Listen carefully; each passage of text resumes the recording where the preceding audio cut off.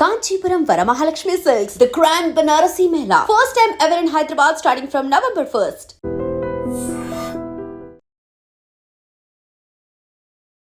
నమస్తే, welcome to I dream talking point with Kavitha.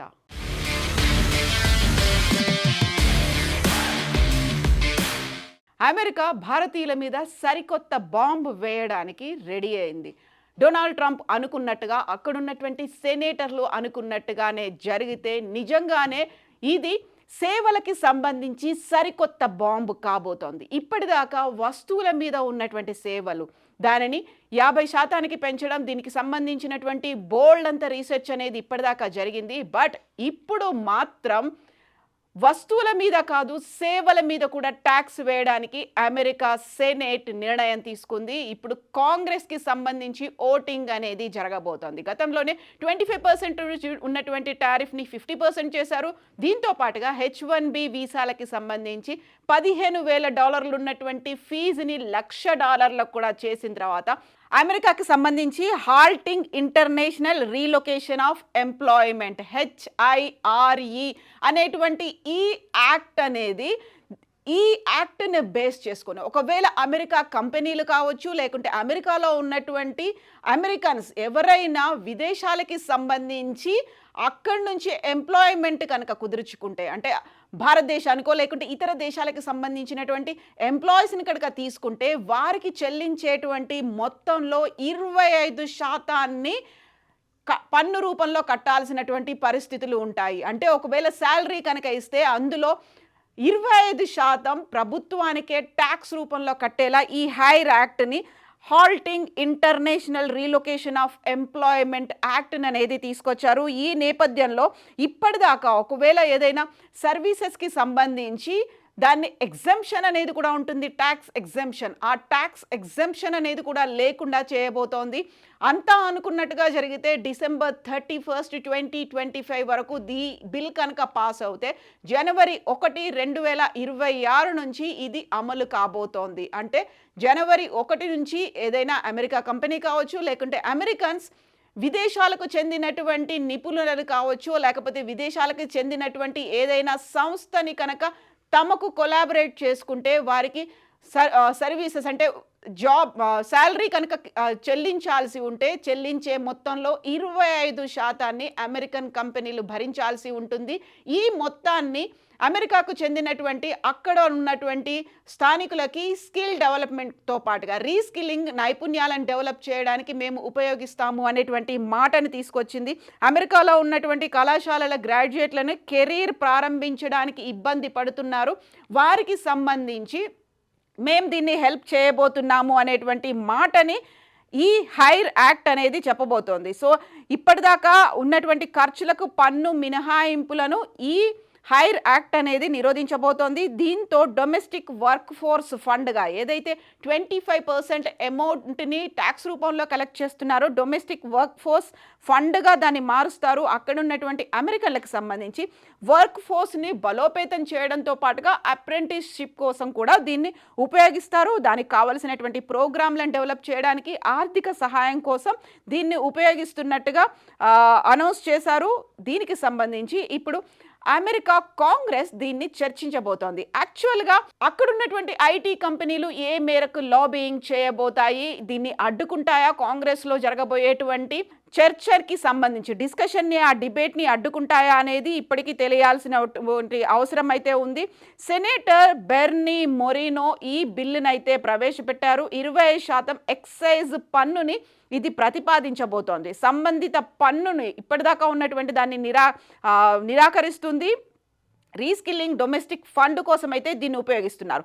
So ఇప్పటిదాకా కేవలం గూడ్స్ అంటే మన దగ్గర నుంచి వెళ్ళేటువంటి ఎగుమతుల మీదే ఉండేటువంటి ట్యాక్స్ని సేవల మీద కూడా, ఐటీ రంగానికి సంబంధించినటువంటి సేవల మీద కూడా పెట్టడం అనేది ఇది సరికొత్త ప్రతిపాదన.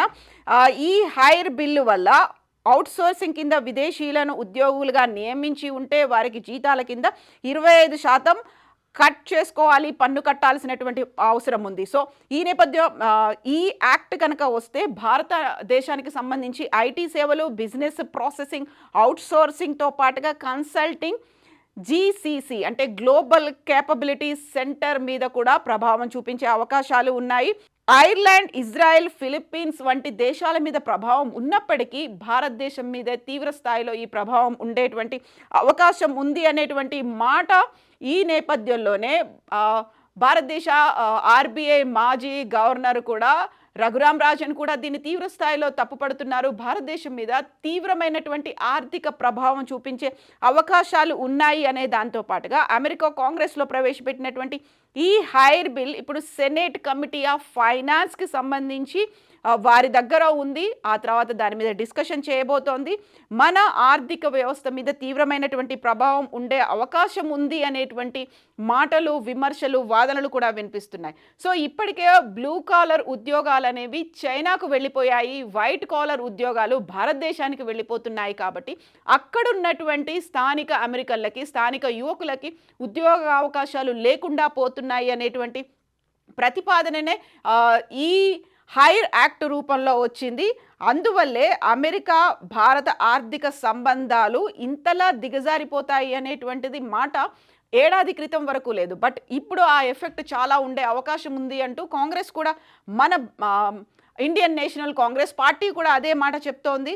20% ఈ పన్ను విధించాలి అనేటువంటి ప్రతిపాదన ఈ అక్టోబర్ 6నే తీసుకొచ్చారు సెనేటర్ బెర్నీ మొరినో. దీన్ని ప్రవేశపెట్టిన తర్వాత చర్చ పెద్ద స్థాయిలో జరుగుతోంది. ఇప్పటికే ఎఫెక్ట్ అనేది చాలా తీవ్రంగా ఉంది. అందులోనూ మేక్ అమెరికా గ్రేట్ అగైన్, మాగా అనేటువంటి నినాదంతో డొనాల్డ్ ట్రంప్ రెండోసారి అధ్యక్షుడిగా ఆయన పోటీలో ఉన్నప్పుడు చేసినటువంటి నినాదం, అమెరికన్లకి ఫస్ట్ అవకాశాలు అనేవి ఉండాలి, దీంతో పాటుగా అమెరికా ఫస్ట్ అనే నినాదం.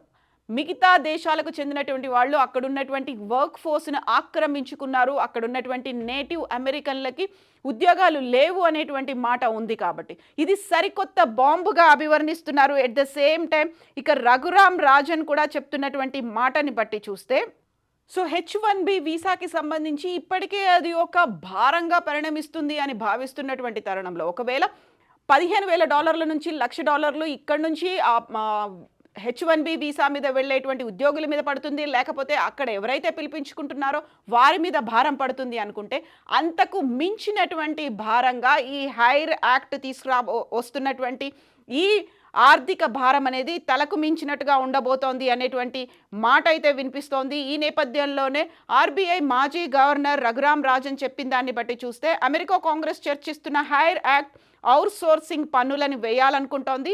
అది ఎలా అమలవుతుందో ఇప్పటికైతే స్పష్టత లేదు. కానీ వస్తువుల నుంచి సేవలకు, సేవల నుంచి H1B వీసాకు ఈ మార్గంలో వెళ్తున్నటువంటి అమెరికాకు వెళ్తున్న భారతీయ నిపుణుల మీద ఈ ప్రభావం తీవ్ర స్థాయిలో ఉండబోతోంది అనేటువంటి మాట. సో అమెరికా కంపెనీలకు, విదేశీ వ్యక్తులకి 20% ఎక్సైజ్ ట్యాక్స్ అనేది అక్కడ ఉన్నటువంటి అమెరికన్లకి లాభిస్తుందేమో, కానీ మన మీద మాత్రం ఎఫెక్ట్ చూపిస్తుంది. అక్కడ ఉన్నటువంటి అమెరికన్లకి రీస్కిల్లింగ్, శిక్షణ, ఉద్యోగ అభివృద్ధి కార్యక్రమాల కోసం దీన్ని ఉపయోగించబోతున్నప్పటికీ మన దగ్గర ఉన్నటువంటి సేవా రంగాలకి సంబంధించి ఎఫెక్ట్ చూపించే అవకాశం ఉంది. కాబట్టి దాని మీద లాబింగ్ అనేది తీవ్ర స్థాయిలో ఉండబోతోందా, ఏం జరగబోతోంది అనేది అయితే చర్చ ఉంది. బట్ మనం మాత్రం అదర్ మార్కెట్స్ని చూసుకోవాల్సినటువంటి పరిస్థితులు వచ్చాయి అనేది. ఎలా అయితే గూడ్స్కి సంబంధించి ఇక్కడి నుంచి ఎగుమతి అవుతున్నటువంటి వస్తువులకి సంబంధించి అదర్ మార్కెట్ని, ఇతర కంట్రీలని, ఆల్టర్నేట్ మార్కెట్స్ని వెతుక్కున్నట్టుగానే సర్వీసెస్కి సంబంధించి కూడా ఏషియన్ కంట్రీస్ లేకుంటే యూరోపియన్ కంట్రీస్ మీద ఇప్పుడు మళ్ళీ దృష్టి సారించాల్సినటువంటి అవసరం ఉంది అనే మాటతో పాటుగా భారతదేశానికి సంబంధించి అమెరికా మార్కెట్లో భారత ఐటీ ఎగుమతుల్లో 70% వాటా కలిగి ఉన్నాయి. ఇప్పటికే అమెరికా అనేది మన భారతదేశం మీద 50% టారిఫ్లను విధించింది. అదే చైనా మీద 47% మాత్రమే టారిఫ్లు ఉన్నాయి. ఒకవేళ ఇదే కనుక కంటిన్యూ అవుతాయి, దీన్ని కనుక ఆమోదిస్తే మాత్రం భారత సప్లై చైన్ మీద తీవ్రమైనటువంటి ప్రభావం ఉండే అవకాశం ఉంది అనేది రఘురామ్ రాజన్ చెప్పినటువంటి మాట. భారత్ తక్షణమే తన టారిఫ్లను తగ్గించుకునే ప్రయత్నం చేయాలి. ముఖ్యంగా ఇప్పుడు ఏదైతే సర్వీసెస్ ఉన్నాయో ఆధారిత పరిశ్రమ లేదా ఎఫెక్ట్ కలవకుండా చూడాలి అనేటువంటి మాటని. సో ఆల్రెడీ H1B వీసాలకి సంబంధించి అక్కడ ఉద్యోగాలు చేస్తున్న వాళ్ళు, లేకుంటే స్టెమ్ కోర్సులను అభ్యసిస్తున్న వాళ్ళకైతే H1B వీసా ఆటోమేటిక్గా వచ్చేటువంటి ఫెసిలిటీ ఉంది. అందులో కొన్ని సడలింపులు కూడా ఉన్నాయి. కాబట్టి ఇప్పుడు మనం ఆల్టర్నేట్ మార్కెట్స్ని వెతుక్కోవాల్సినటువంటి అవసరం ఉంది అనేటువంటి మాట. మైక్రోసాఫ్ట్ వంటి కంపెనీలు H1B వీసాల ద్వారా అమెరికాలో ఉన్నటువంటి ఉద్యోగులకి సంబంధించి భారత్లో తమ సెంటర్లను నియమించుకునే అవకాశం ఉంది. యాక్చువల్గా ఇక్కడ హైబ్రిడ్ మోడ్ అనేది మనం కరోనా టైంలో చూసాము. అలా కాకుండా ఇప్పుడు అక్కడ ఉన్నటువంటి అమెరికాలో ఉన్నటువంటి కంపెనీలు ఇక్కడ ఉన్నటువంటి ఎంప్లాయీస్తోనే వర్క్ చేయించుకునేటువంటి ఫెసిలిటీ వస్తుంది. మైక్రోసాఫ్ట్ వంటి కంపెనీలు H1B వీసాల ద్వారా కాకుండా ఉద్యోగులను అమెరికాలో కాకుండా కేవలం భారతదేశం నుంచే వర్క్ చేయించుకునేలా అదొకటి ఫెసిలిటీ అనేది ఉండబోతోంది. లేకపోతే మనం ఆల్టర్నేట్ మార్కెట్ చూపించుకోవాలి. లేకపోతే భారత ఆర్థిక వ్యవస్థ మీద విపరీతమైనటువంటి ప్రభావం ఉండే అవకాశం ఉంది అనేది నిపుణుల నుంచి వస్తున్నటువంటి మాట. ఎందుకని డొనాల్డ్ ట్రంప్ ఇలాంటి విపరీతమైనటువంటి నిర్ణయాలు తీసుకుంటున్నారు అన్నప్పుడు అక్కడ ఉన్నటువంటి అమెరికన్లకి, నేటివ్ అమెరికన్లకి, లేకుంటే స్థానికులకి, అక్కడ ఉన్నటువంటి యువతకి ఉద్యోగ అవకాశాలు అదే మాగా నినాదం, మేక్ అమెరికా గ్రేట్ అగైన్ అనేటువంటి నినాదం, అమెరికా ఫస్ట్ అనే నినాదం జాతీయ భావం చూపించేటువంటి నినాదం. కాబట్టి దానిని మనం తప్పు పట్టాల్సిన అవసరం లేదు, మనమే అదర్ ఆల్టర్నేట్స్ వెతుక్కోవాలి అనేటువంటి వాదనలు కూడా వినిపిస్తున్నాయి. కాబట్టి అమెరికా మీద డిపెండెన్సీ లేకపోతే అమెరికా డాలర్ కలల్ని మనం తగ్గించుకుంటే మంచిది అనేటువంటి వాదనలు కూడా సోషల్ మీడియాలో వినిపిస్తున్నాయి. మీరేమనుకుంటున్నారో కామెంట్స్ రూపంలో తెలియచేయండి. నిజంగా ప్రస్తుతం ఉన్నటువంటి సమాజం దేనికి ప్రయారిటీ ఇస్తుంది? ఆర్థిక సంబంధాల చుట్టూ మాత్రమే తిరుగుతోంది. మళ్ళీ ఎన్నికలంగానే చాలా విరక్తి కలుగుతున్నాం. మంచి అనిపిస్తుంది కదా, లేడీస్ కూడా ఛాలెంజింగ్ జాబ్స్ చేసినప్పుడు చాలా బాగుంటది. ట్రాఫిక్ అసిస్టెంట్స్ గా నియమించిన ట్రాన్స్జెండర్స్ అందరితో సాల్యూట్ చేయించుకుంటున్నారు. ఫుడ్ డెలివరీ ఇవ్వటానికి వెళ్ళినటువంటి డెలివరీ బాయ్ అనిల్ పై కళ్ళ ముందు